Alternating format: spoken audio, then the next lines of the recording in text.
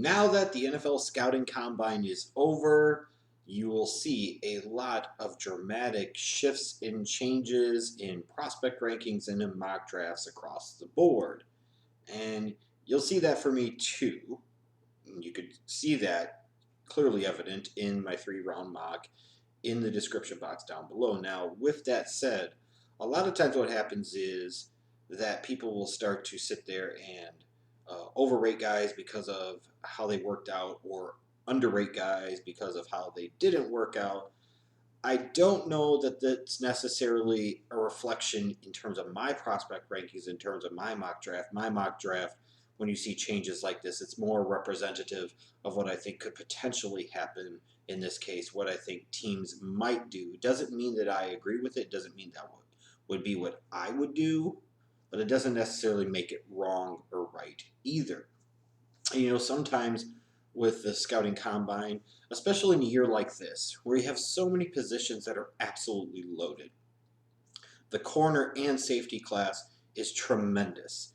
I compare it on a similar level to the wide receiver class of 2014 in terms of the depth of talent that is there. And the one thing I could say about a corner and safety class that is this good, what is good about the scouting combine is you get to see so many of these blue chip studs work out next to each other. You can really have a definitive comparison in terms of their speed, in terms of their quickness, their pedal and flip their hips and turn and run.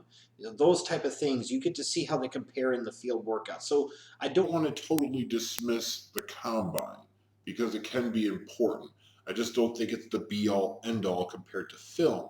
But for classes like this outstanding secondary class, for this outstanding running back class, for this phenomenal tight end class, which is the best that I remember in a long, long time, it's nice to be able to see these guys work out next to each other. I will say that. So I enjoyed watching the combine. One little critique that I have for the combine, and I talked about this on Twitter, is I think it's ridiculous that they have this big event there at Lucas Oil Stadium, and they don't have any fans there to watch. Like, it's just awkward to sit there and it's an empty stadium. Why would you not sell tickets for each day of events for like 10, 15, 20 bucks a pop, or make a VIP package where you get to meet some of these prospects and get autographs from them? Because again, frankly, being able to interact with fans and being able to handle the demands that comes with being a professional football athlete can in part be measured at the combine based off of the way these guys would interact with the fans. It is a part of being a professional athlete. So why would you not include that as part of the mix? On top of that, you could sit there and raise so much money for some type of charitable cause, like you talk about with Rich Eisen and that 40 run that he does every year. Talk about Run Rich, Run for the kids of St. Jude's. It's a wonderful, glorious cause. Why wouldn't the NFL sit there and sell tickets for this? Okay, you sell 20,000 tickets a day. Maybe you don't get everybody to come, but maybe you get 50,000 people to come, but maybe you only get 20,000. Think about how much money you're raising per day that you're not raising right now that could go to a great cause. And at the same time, get some actual benefit in terms of trying to measure intangibles and off the field behavior and character of the individuals and the ability to handle the pressures of being a professional athlete, now knowing that they're going to be recognized everywhere they go in their local communities. It's like a win-win-win. Just fucking do it. How the hell does the NFL not see the value in this? And if coaches or scouts or general managers don't like it, that's just tough shit. Tough shit. It's glaringly obvious that it's something that needs to be done. But with that said, let's move on and talk about this mock draft. I'll try to talk about several different picks in round number 1 that are maybe different than they have been in the past. Now, Myles Garrett going number 1 seems to be a slam dunk at this point in time. Whether that's Cleveland or New England or somebody, we will see. But I'm assuming it'll probably be Cleveland at this moment in time. Number 2 is where this draft really begins. Because with San Francisco, they might be putting out feelers that they're open for business, but who's going to want to trade up there without a clear-cut quarterback worth that number 2 overall spot? And especially part of the problem with this class, if you're sitting at number 2 overall, as deep as it is at so many different positions, again, this is a really, really good draft class. And if the quarterback class was better, This would be a special draft class, and it may still end up being the way we look at it 5 years from now. I have absolutely no clue what the hell the San Francisco 49ers are going to do with John Lynch at the helm, with Kyle Shanahan as the new head coach. For that type of team, bringing in an offensive-minded head coach and giving him a 6-year contract like they did with Kyle Shanahan, you would want to draft on the offensive side of the ball. Now you hear all these rumblings about how they're going to want Kirk Cousins, and whether that's going to come before the draft or whether that's going to come in free agency in 2018 remains to be seen. I think there's definitely smoke to that fire for sure, and I think that dog is definitely hunting, and that's probably the plan. But right now, you look at the Niners, again, based off of that and other factors, I just have no clue what they could do. I could just have easily have put Leonard Fournette here at number 2 overall. And I would not be surprised if that ended up playing out, because there's a thought of Carlos Hyde is going into a contract year. Carlos Hyde the last 2 years hasn't been able to stay healthy. Carlos Hyde maybe is not that lead back type of dude. Fournette is special. Worst case scenario in 2017, if you had those two dudes in the backfield, you'd have a dynamic in terms of the 49ers offense that's similar to the Falcons offense in terms of two talented, capable running backs that could do some things.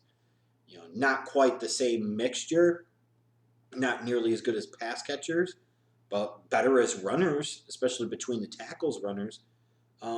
But for now, I went with Solomon Thomas out of Stanford.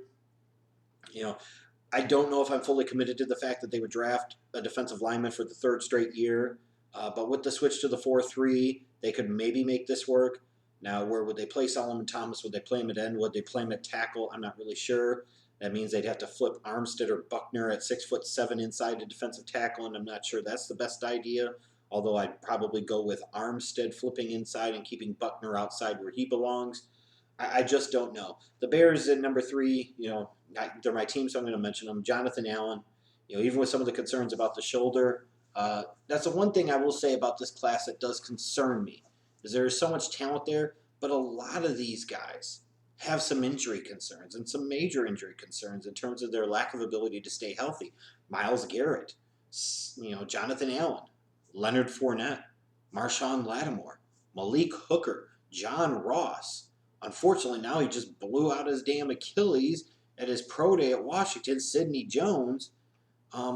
So many of these guys that are the top flight prospects in this draft have serious durability and injury concerns, and so it's one of these things where they're great prospects, but they have fleas, if that makes sense.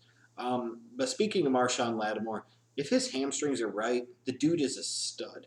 I see Patrick Peterson, and perhaps even faster. I mean, this dude can play. For the lack of experience he's gotten at Ohio State, I think he played, about a season and a half worth of football. He's really polished, very smooth, very good technique for where he's at, and he's got the athletic ability to guard just about anybody outside and the size to guard just about anybody outside. Marshon Lattimore, from a pure appearance and film standpoint, looks the part of a number 1 shutdown type of future all-pro corner at the NFL level. So even with the hamstring concerns, I'd be really surprised if he got out of the top 8. He is the number 1 corner, it looks like, in this draft class, and I can understand why teams are excited about his potential. So you look at Tennessee, even with the signings of Cyprien at safety and Logan Ryan at corner, they're going to be in a position at pick 5. They can basically have the pick of the litter in terms of what defensive prospect they want to go with. Now, Hooker or Lattimore makes sense for them. But in this case, I went with Lattimore because at the end of the day, most teams in the NFL probably value a number 1 shutdown cover corner a little bit more than an elite free safety that can do a whole bunch of things with tremendous ball skills. Now, the Jets at number 6, on the one hand, I'd love to clown them for taking a defensive player again in the first round, but man, Malik Hooker's talent is very tantalizing and very hard to pass up on. Even with the injuries that he had that led to surgery, that didn't really allow him to work out at the combine, you're still talking about a dude, even as a 1-year starter. You see the Ed Reed comparisons, and they're valid and they're legitimate. He has that type of upside in terms of instincts, in terms of his range to be able to go sideline to sideline as a free safety. He's a true center fielder with tremendous ball skills, the best ball skills out of a defensive back in this draft class. And again, a loaded defensive back class. So while on the one hand it'd be funny that the Jets would take yet another defensive player at this point in time, it's all about suck for Sam for them in the 2017 season anyways. Why not get a stud corner and have that be one less thing you have to worry about down the road? You might seem to be a bit surprised with John Ross going 7 to the Chargers, maybe not. I look at this as a couple fold. Number one, they've got an offensive-minded head coach and Anthony Lynn taking over, so they're probably going to want to address the offensive side of the ball. Number two, they've addressed the offensive line, some in free agency. So now you look at it and you say, hey, they need more weapons, because you look at the receivers that Phillip Rivers has to throw to, and it's a joke, frankly. But you know how this is going to go with John Ross. Somebody's going to massively overdraft this kid because he broke Chris Johnson's combine record. And, here's my concern. The dude couldn't even get through his 40 without having something happen. Not to mention that he was at the combine working out with, I believe, a shoulder problem that was going to require surgery post-combine any damn ways. On top of the fact this is a dude coming off of multiple knee injuries and other different things that have happened, the dude's almost too fast for his own damn good. He's almost too fast for his body. And I understand LA looking at it and seeing some Odell Beckham in him, but he's more like Deshaun Jackson in the sense that he can make some big plays happen down the field, but he's not a great route runner. He's not that great after the catch, and he'll have stretches of game where he disappears. See the Alabama game. Somebody's probably going to take this dude in the top 10, and I really caution buyer beware. You could sit back and 3 years ago mock me because of the fact that I said that, but the truth of the matter is if the dude couldn't even get through the 40 that he ran healthy, on top of all the other litany of injuries, what makes you think the guy's going to be able to stay healthy at the NFL level? Now, one thing to note about this mock is that I have done it a couple of days ago, right at the start of free agency. So when I put it together, there were some things that were true that are no longer. And as I recorded this evening, the news about Sidney Jones tearing his Achilles and perhaps missing the 2017 season, I had him at number 8 at Carolina, but he probably is not going that high in the draft now, especially with the thought that he could potentially miss his first year. Now, he should go in the first round. He should still go in the first 16 picks, but it could be one of those matters where teams, when they're stack ranking the corners in this class, they're going to have 5, 6, 7 guys carrying a first-round grade.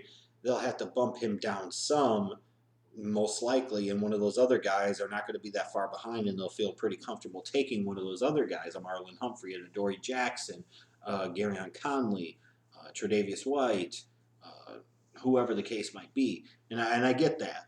But I hope Sidney Jones doesn't drop too far because the dude's legit, and he's got very good ball skills as a corner. He's a top 10 type of talent, and it's a shame that this happened to him. But, got to roll with the punches and make the most out of it. You'll notice that the first quarterback doesn't come off the board till number 12, and that's the Cleveland Browns with now Mitchell Trubisky.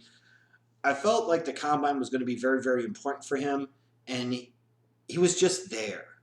He didn't bomb it, and he didn't blow it up. Does that make sense? He just was kind of there. He didn't bomb it like I felt Deshaun Kaiser did in terms of the on-field stuff, but he didn't blow it up like Deshaun Watson did either. But I still believe that the Browns are incredibly intrigued by Trubisky. They'd be happy to have him here at 12. Who knows what's going to happen with any potential Garoppolo deal at this point in time. I'm assuming that doesn't happen, and therefore they draft accordingly. They probably feel happy about taking a quarterback at number 12 and not having to take him at number 1 and passing up on a superior talent. And then the Browns, of course, would be repeating history once again, taking another player first, and then with their second first-round pick, taking a quarterback, and expecting that to turn out any differently than Brady Quinn, Brandon Whedon, or Johnny Manziel did. Good luck with that one. You may be a little bit more surprised that I have Arizona taking Deshaun Watson at number 13. I think he really helped himself at the combine quite a bit. He looked like the alpha male of the quarterbacks. He's still not the number 1 quarterback prospect on my board because, to me, the film didn't lie, and he has some major significant flaws. But when you look at a team like the Cardinals, their number 1 need as a team is a young quarterback in the wings ready to take over for Carson Palmer. And when I think about the fact that he could work with a quality head coach like a Bruce Arians, a guy that knows what he's doing when it comes to the quarterback position, Deshaun Watson, Arizona 13, even if it's a little rich in terms of the grading standpoint, that's kind of one of those fuck it. If you like the dude, you take the dude type of picks, to me, anyways. 14 with the Eagles. One of the big winners I felt from the combine was Christian McCaffrey, because whether anybody says it or not, we all know it's true. There's a certain stigma that's attached with being a white running back. And even though his film is really, really good and he does a lot of things well, there were going to be questions about just how quick he was, just how athletic he was, just how fast he was. And then when he goes out there and runs a faster 40 than Dalvin Cook and Alvin Kamara, he posts one of the best, 3-cone drills I think they've ever had at the running back position. He was able to star in the field drills, especially in the pass-catching drills. He looked phenomenal. It wouldn't surprise me if teams are okay with the fact that he didn't play in his team's bowl game, that he ended up going in the top 16 picks. Because if Philadelphia didn't take him here, there's a very good chance that Ozzie Newsome would absolutely pop a Raven boner for him at number 16. But you look at Philly with the signings of Alshon Jeffrey and Torrey Smith. They've addressed the wide receiver position pretty effectively. What they need now is a dude that can make a difference out of the backfield. And McCaffrey would make a world of sense for them at number 14. Then you also look at number 17, Obi Melifonwu, going to the Redskins. There's a possibility the Redskins could end up drafting a quarterback here at number 17. And oh my God, could you imagine if you actually had Kirk Cousins there in 2017 and you had a first-round pick quarterback waiting in the wings? You want to talk about a potential disaster. With that said, safety is a huge need for the Redskins. And Melifonwu is a stud, I promise you. He's Cam Chancellor to a certain degree, only faster, more athletic. Yeah, I mean that. The dude can play. Absolutely play. And if he played at a school that was bigger and more important and significant than UConn, you would hear a lot more about him, and there would probably be more buzz about him being potentially a top 10 pick in this draft. But again, for the Redskins, they might be curious to play him at corner. That's what's going to be curious about Melifonwu, is some teams might envision him as a corner, as a number one type of cover corner, especially in a press man type of system. He might end up going in the top 10. Where I have Jamal Adams going to Buffalo at number 10, he might end up going there because they might be either A, looking to replace Aaron Williams, who they ended up releasing, or B, trying to replace Stephon Gilmore. Jamal Adams is a strong safety and a really solid player, but Melifonwu can actually play free safety or a corner or strong safety, just more versatility, more athletic upside than Jamal Adams. So even though right now I have Melifonwu going 17 and Jamal Adams 10, I wouldn't be surprised when all is said and done if that ended up flipping. You'll notice I've got Dalvin Cook dropping to 19. He disappointed me a little bit in terms of the combine. It's funny, if you remember, I said one of the things in comparing the two prospects was I felt that, once you got to 40 yards and beyond, that Fournette and Dalvin Cook would be neck and neck. I thought that Dalvin Cook's explosiveness is in a shorter area. I've seen some scouts comments and scouting reports talking about a lack of lateral agility, inability to break tackles, and clearly haven't watched him, but it was disappointing, and I think there's still going to be the questions about some of the people that he hangs around with, the durability, the fumble issues, but still, you're going to a great situation here with Tampa Bay at number 19. You've got Jameis there, you've got Mike Evans, a newly signed Deshaun Jackson there, Cameron Braid at tight end, potentially Doug Martin to kind of learn from a little bit. But if Tampa Bay was able to get a Dalvin Cook out of this draft, I think he'd be really, really happy. You look at the Houston Texans at number 25, them dumping off Brock Osweiler, points to them potentially getting Tony Romo. And if they get Tony Romo, you would expect one of the priorities in the draft would be to beef up that offensive line, to try and keep Tony Romo's pocket clean, to keep him upright, to keep him off his back, to keep him healthy. Well, when you look at it, it's not a great offensive line class, but for the Houston Texans at pick 25, Cam Robinson would be a good fit.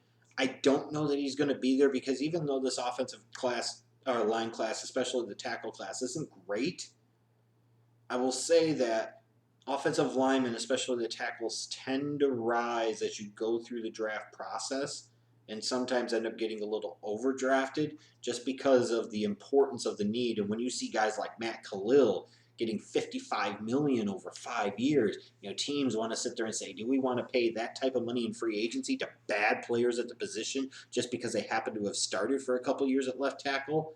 Or do we want to potentially draft that guy and make that guy into an actual big-time left tackle? And you look at Robinson, is he a left tackle? Is he a right tackle? I know Mike Mayock says he sees a Osemele type of left guard out of him or right guard out of him. I don't buy that. I think Cam Robinson can play tackle. He's going to take some work. But if you're going to bring in Tony Romo, you better improve that offensive line if you're Houston. And Cam Robinson would be a good step in the right direction. One other player I want to talk about in round one at the end, for the Falcons fans, Trey Hendrickson, the defensive end for Florida Atlantic. To me, just been a dude that's been shooting up the boards throughout the whole process.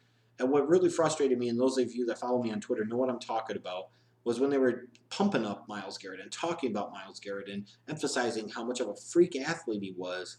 There was Trey Hendrickson from little old Florida Atlantic, the white boy, running an equivalent 40 time basically, and I believe his 10-yard split was just a shade better. And he looked phenomenal in the field drills. Just you look at him more and more, and I've been able to go back and watch some of his footage, pretty damn good. When you're talking about a team like the Falcons coming off of that Super Bowl loss, one thing that they need is they need to get a better pass rush from different areas in their front seven. Trey Hendrickson would go a long way in that direction. I know some might say, well, what about a Charles Harris or something? I thought at 253 pounds, he looked like a classic tweener and didn't look good.